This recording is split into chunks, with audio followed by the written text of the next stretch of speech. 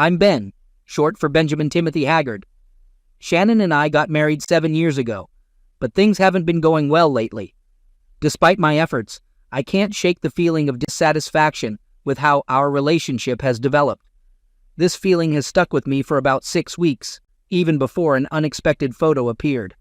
The tension between Shannon and me has been increasing, especially in the last few days, and I suspect her sister Nita is somehow involved. After I received the photo, I found myself working outside the city on a more challenging project than usual. There was a critical issue with the main refrigeration unit at Purdue University, and despite our efforts, the team couldn't solve it.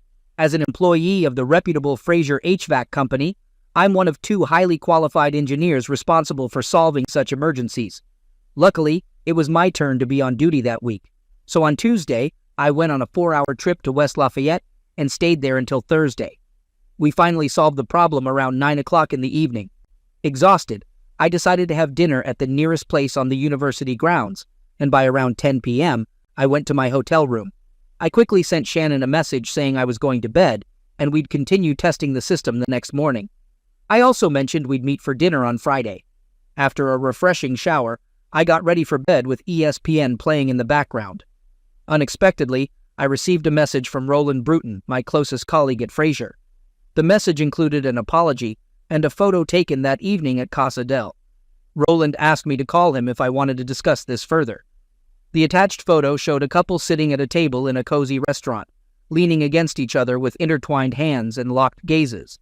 It was Shannon, my beloved wife, and standing next to her was Eric Chesterton, a colleague from the OSU library. I've never treated Eric warmly, considering him a bit strange, but the idea that he might be connected to my wife never crossed my mind. Recently, our relationship had been strained, and the thought of Shannon betraying me with another man was unimaginable. Realizing that doing nothing would only fuel my growing anger, I decided to turn off the TV and contact Roland. I conveyed my apologies for disturbing his Thursday night, pausing to grasp the situation. I explained to Roland that it was time to discuss what he had seen. I shared that Emily and I had an early dinner, and as we finished, we noticed them on the other side of the restaurant. Emily had spotted Shannon and asked if it was her. I was intrigued, so I observed them for a while, taking pictures.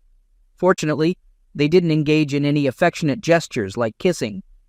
They seemed deeply engrossed in conversation, mirroring the scene in the photograph. There was a hint of regret in Roland's voice as he exhaled loudly. He conveyed to me that he sincerely apologized. I inquired about their departure, asking if they left together and where they were headed. Reflecting on the incident, Roland continued by saying they waited in their car in the parking lot for a short while, but Shannon and the other man never appeared. Eventually, they decided to leave and sent me a photo.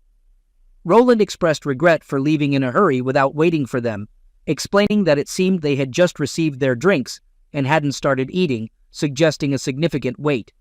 A heavy silence followed, leaving both of us perplexed, unsure of what to say. Eventually, Roland spoke, expressing his understanding. He conveyed that he now understood the situation, and went on to share. I get it now. My friend Emily wanted me to send you her warm regards. She's upset with Shannon, and I share her feelings, though it hasn't fully hit me yet. I'm sure I'll be furious in a few hours. I inquired about the Purdue job, asking when I could come home. Roland provided the information, stating, "Yes, we plan to test it tomorrow morning, and after that, I'll make a 4-hour trip back. It'll give me time to calm down and remind myself not to act impulsively." I responded with a smile. Deep down, Roland was aware that I wouldn't resort to violence against Shannon, and he understood that perfectly. Roland mentioned that he and his friend Emily had been discussing something, but it was probably too early to bring up. He offered, "If you ever need a place to stay overnight, we have a guest room just for you." I conveyed my gratitude, expressing, "Thank you, Roland. I really appreciate it. I don't know my next steps yet, but I'll definitely consider your offer." After a few more minutes of quiet conversation, I ended the chat. I turned off the light, lay down, and quickly fell asleep. After all, no marriage is perfect, right? Despite our flaws, I genuinely loved Shannon and did everything I could to make her happy for 7 years, including 3 years of dating. Of the 4 who married, we faced constant issues. From my observations, the main problems were money and closeness. Luckily, we didn't encounter problems in these areas.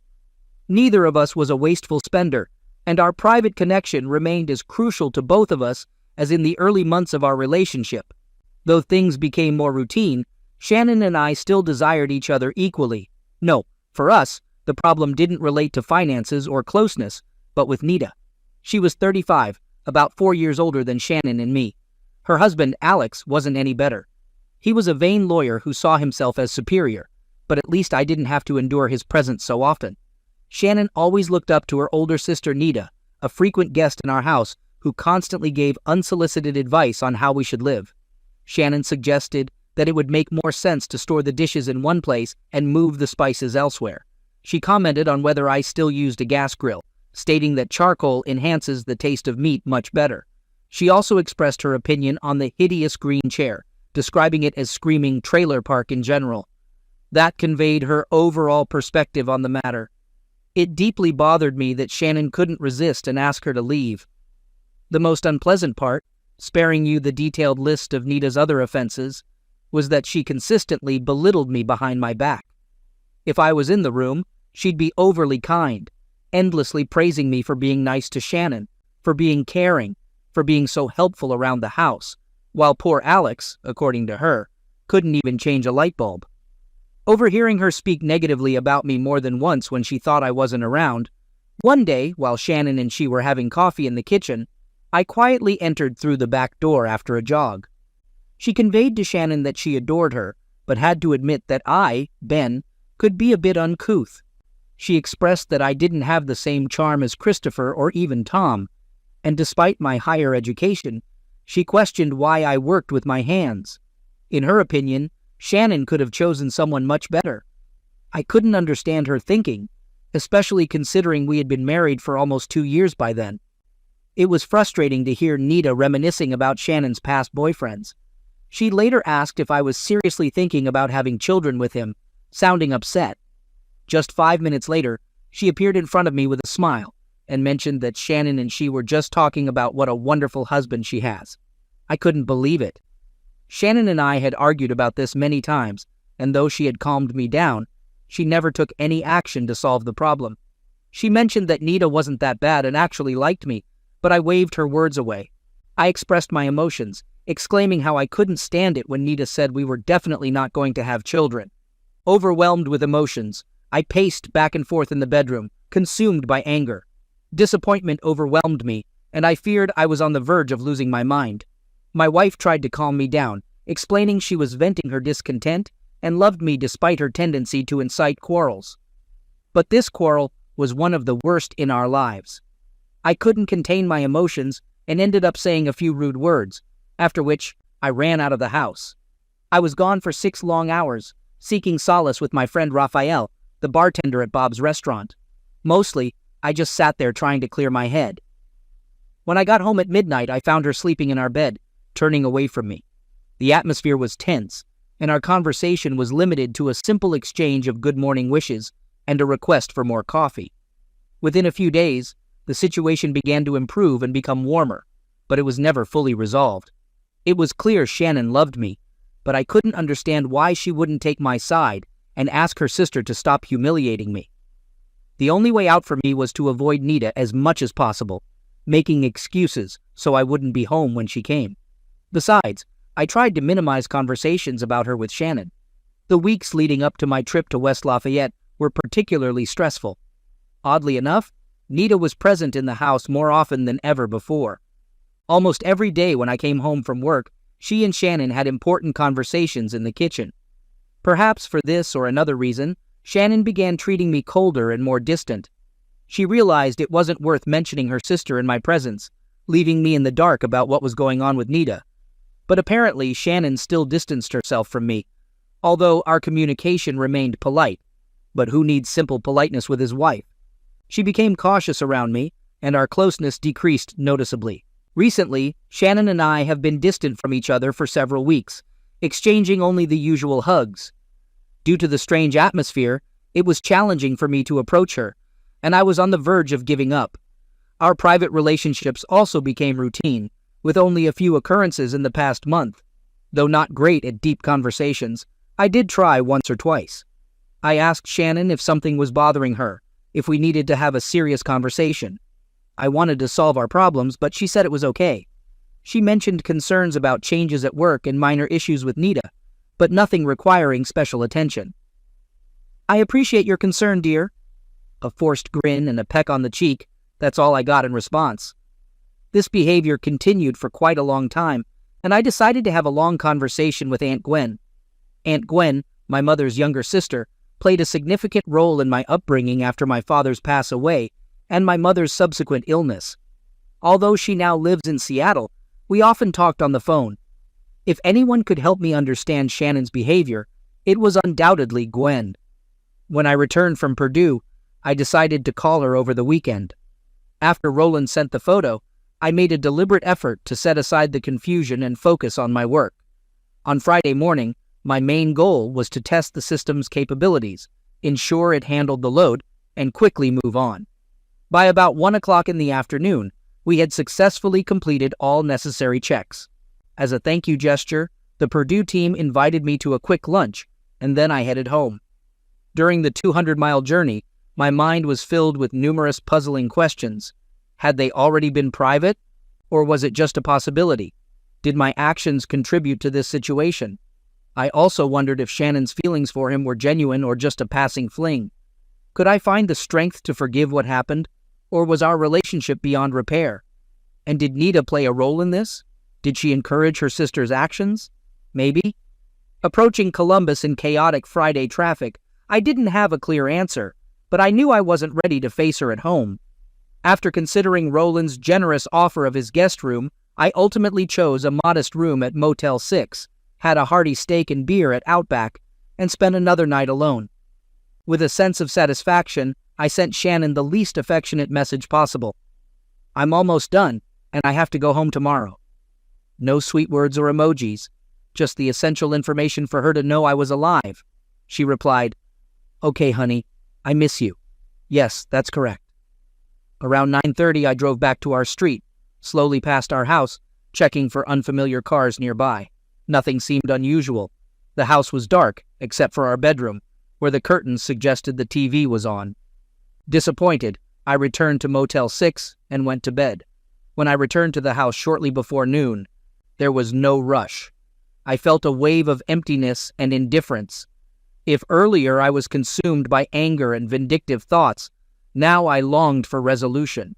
I needed to find out the truth, assess the consequences of this ordeal, and confront them face to face. Shannon's absence and the eerie silence in the house only intensified my emotions. Entering the house through a side door, I went upstairs to freshen up and organize my things. Then, I went down to the kitchen to make a sandwich. My gaze involuntarily shifted to the front door. I stood paralyzed. A large suitcase stood untouched at the entrance. Approaching it, I felt its weight, indicating it was full. Time seemed to slip away, and I couldn't figure out how long I'd been fixated on it. The silence was broken by the sound of a side door opening. Shannon came in, greeting me softly. "Hello, baby."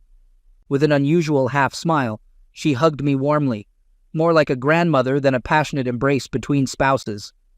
After a week apart, I couldn't take my eyes off her. I wasn't planning to raise my voice or create a scene. I just wanted to understand the situation. She led me back to the kitchen, holding my hand, and we sat at the table across from each other. Expressing concern, she mentioned that I must be tired and asked if I had eaten. She inquired if she could cook me lunch and asked what I wanted. I reassured her, saying I was fine, and focused on her face. Leaning closer, she conveyed seriously that she needed to talk to me, expressing urgency. She apologized and watched me patiently, waiting for a response, but I remained silent. Eventually, she inquired if she could ask me something and requested that I remain calm and refrain from anger. She wanted to tell the whole story before hearing my thoughts and acknowledged that she was asking a lot.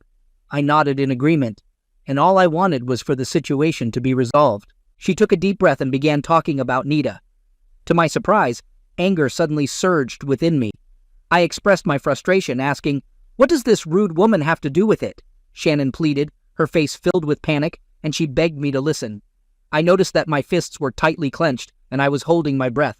After rising from my seat, pacing around the kitchen and settling back down, I took a deep breath, attempting to compose myself. In due course, I responded, "Okay, go ahead. I promise to listen, so I will." I couldn't help but speculate on how the conversation might shift if she began discussing her sister. It hinted at the possibility of enduring a more extended discussion.